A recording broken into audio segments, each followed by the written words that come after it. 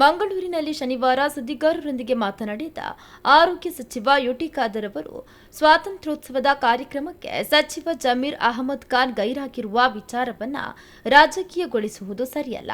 ಅವರ ದೇಶ ಪ್ರೇಮ ಬೇರೆಯವರಿಗಿಂತಲೂ ಹೆಚ್ಚಿದೆ ಎಂದು ಹೇಳಿದರು. ಜಮೀರ್ ಅಹಮದ್ ಅವರು ದೇಶದ ಸತ್ಪ್ರಜೆಯಾಗಿ ಸೌಹಾರ್ದತೆ ಹಾಗೂ ದೇಶಪ್ರೇಮವನ್ನ ತೋರಿಸಿದ್ದಾರೆ. ಕೆಲವೊಂದು ಕಾರಣಗಳಿಂದ ಇಂದಿನ ಸ್ವಾತಂತ್ರ್ಯೋತ್ಸವ ಕಾರ್ಯಕ್ರಮಕ್ಕೆ ಬರಲು ಸಾಧ್ಯವಾಗುವುದಿಲ್ಲ ಎಂದು ಕೊನೆ ಕ್ಷಣದಲ್ಲಿ ಪತ್ರ ಬರೆದಿದ್ದಾರೆ. ಅವರ ಉದ್ದೇಶ ಸರಿಯಿದೆ, ಅದನ್ನು ನಾವು ಅರ್ಥ ಮಾಡಿಕೊಳ್ಳಬೇಕು. ಅಪಾರ್ಥ ಮಾಡಿಕೊಂಡು ರಾಜಕೀಯ ಮಾಡುವುದು ಸರಿಯಲ್ಲ ಎಂದರು.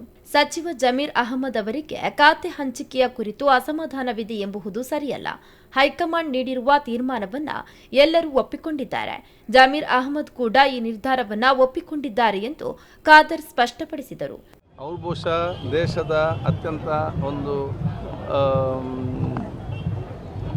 ಸತ್ಪ್ರಜೆ ಆಗಿದ್ದುಕೊಂಡು ಅವರು ಎಲ್ಲ ಸಂದರ್ಭ ಕೂಡ ಸೌಹಾರ್ದ ಮತ್ತು ದೇಶ ಪ್ರೇಮ ತೋರಿಸಿಕೊಟ್ಟಿದ್ದಾರೆ. ಇವತ್ತು ಕೆಲವೊಂದು ಕಾರಣಗಳಿಂದ ಇವತ್ತಿನ ಕಾರ್ಯಕ್ರಮ ಭಾಗವಹಿಸಲಿಕ್ಕೆ ಆಗುವುದಿಲ್ಲ ಅಂತ ಹೇಳಿ ಸಂದರ್ಭದಲ್ಲಿ ಅವ್ರು ಬರೆದಂಥ 2 ಅಕ್ಷರ ಹೆಚ್ಚು ಕಮ್ಮಿ ಆಗಿದೆ. ಬಹುಶಃ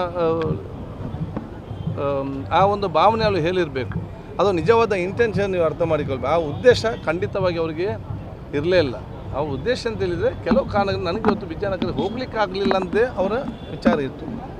ಅದನ್ನೇ ಅಪಾರ್ಥ ಮಾಡಿಕೊಂಡು ಅದನ್ನೇ ನಾವು ರಾಜಕೀಯಗೊಳಿಸಿಕೊಂಡು ಅಥವಾ ರಾಜಕೀಯ ಮಾಡಲಿ, ರಾಜಕಾರಣ ಮಾಡಲಿ, ಇದನ್ನೆಲ್ಲ ಇಟ್ಕೊಂಡು ರಾಜಕೀಯ ಮಾಡೋದು ಬೇಡ. ರಾಜ್ಯದಲ್ಲಿ ಗುಟ್ಕಾ ನಿಷೇಧದ ಕುರಿತು ಉಂಟಾಗಿರುವ ಗೊಂದಲದ ಬಗ್ಗೆ ಪ್ರತಿಕ್ರಿಯಿಸಿದ ಅವರು, ನಿಕೋಟಿನ್ ಹಾಗೂ ತಂಬಾಕು ಮಿಶ್ರಿತ ಪಾನ್ ಮಸಾಲಗಳನ್ನು ಈಗಾಗಲೇ ನಿಷೇಧಿಸಲಾಗಿದೆ. ಪ್ರತ್ಯೇಕವಾಗಿ ಪಾನ್ ಮಸಾಲ ಮಾತ್ರ ಮಾರುಕಟ್ಟೆಗೆ ಬಂದರೆ ಅದರ ಮೇಲೆ ನಮ್ಮ ನಿರ್ಬಂಧ ಇರುವುದಿಲ್ಲ ಎಂದರು. ಇದರಿಂದ ಅಡಿಕೆ ಬೆಳೆಗಾರರು ಹಾಗೂ ವ್ಯಾಪಾರಸ್ಥರಿಗೆ ಯಾವುದೇ ತೊಂದರೆಯಾಗುವುದಿಲ್ಲ. 2014ರಲ್ಲೂ ಗುಟ್ಕಾ ನಿಷೇಧವನ್ನ ಮಾಡಲಾಗಿತ್ತು. ಆಗಲೂ ಅಡಿಕೆ ಬೆಲೆ ಕಡಿಮೆಯಾಗಿಲ್ಲ, ಬದಲಾಗಿ ಹೆಚ್ಚಾಗಿತ್ತು.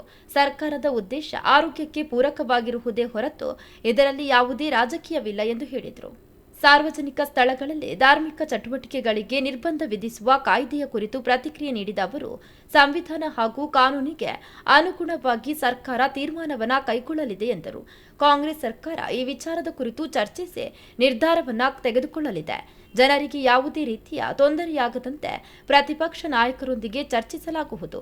ಸರ್ಕಾರ ಜನಸಾಮಾನ್ಯರಿಗೆ ತೊಂದರೆಯನ್ನ ಉಂಟು ಮಾಡುವ ಅಥವಾ ಸಂವಿಧಾನಕ್ಕೆ ವಿರುದ್ಧವಾದ ಯಾವುದೇ ತೀರ್ಮಾನವನ್ನ ತೆಗೆದುಕೊಳ್ಳುವುದಿಲ್ಲ ಎಂದು ಸ್ಪಷ್ಟಪಡಿಸಿದರು.